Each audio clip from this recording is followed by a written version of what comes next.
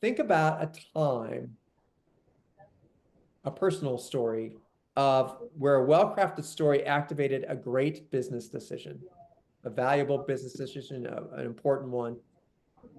What was a time where a story activated a decision?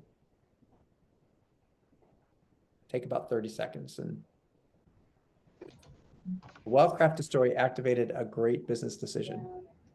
The story of sometimes the story helps make it a difficult decision. Yeah. We told a great story. Everyone loved the story. Everyone was bought in on the story. And it was like, oh, you might not get the story. You're not going to get the story. That's good. Yeah. Right. Some people get the story, not for you. No good things for you. Yeah. One other way to think about that is when you sell work and you use case studies, those are stories. Mm-hmm. And sometimes a case study is like, oh, that did it. That's just like us. Now, the problem I have with case studies is that people don't tell case studies as stories.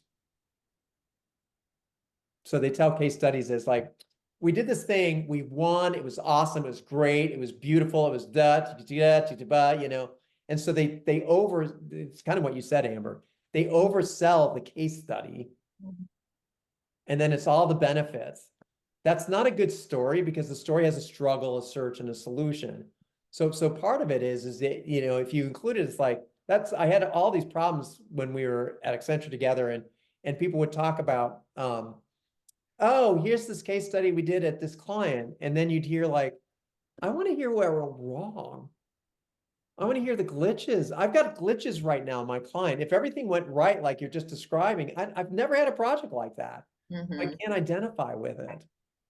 So sometimes those case studies are there, but it's like, give the struggle search solution and tell it as a story.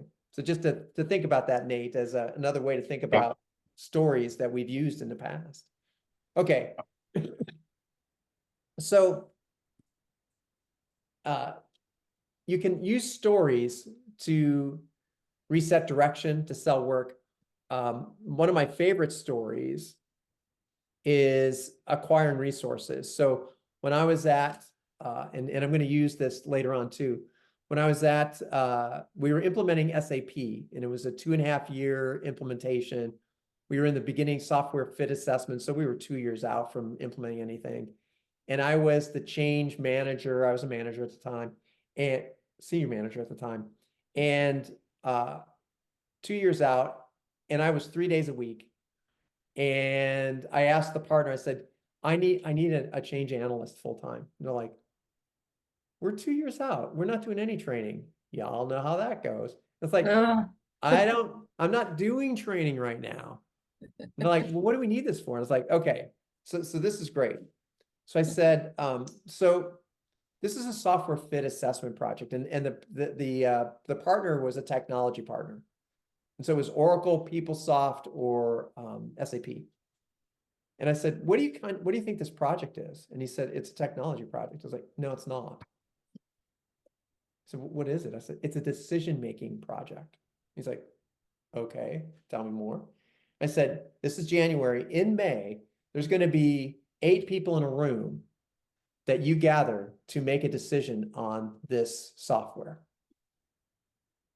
And so between now and then, you're gathering up information to build a case for 8 people to make a decision.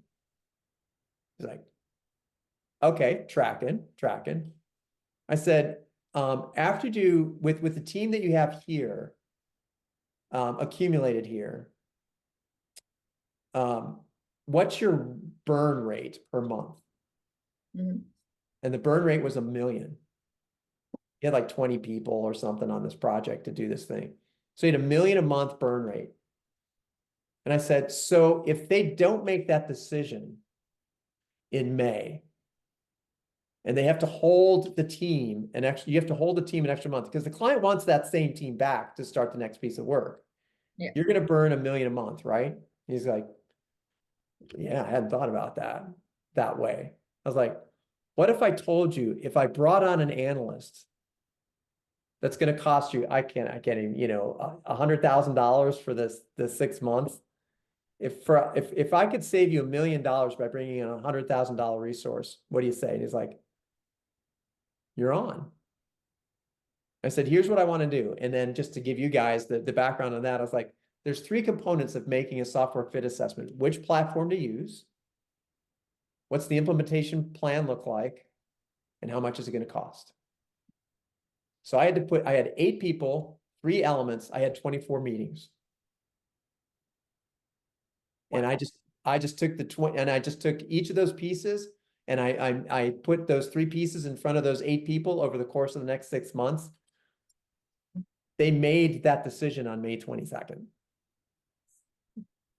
And there was, and it was a rubber stamp. They were just, and we launched the next phase on Monday.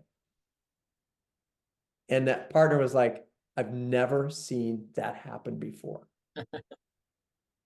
Okay, this is, so for the folks there, you know, the change management folks here, it's like, it's not a soft skill. It's not a soft science. It's dollars, folks. It's dollars. So that was a great way to sell, you know, and to tell a story. I told a story of, there's going to be a room on May 22nd with 8 people in a room, and they're going to sit around and they're going to make a decision. And here's the things they need to do. So I told a story. Does that make sense to folks? Mhm. Oh, it's so good.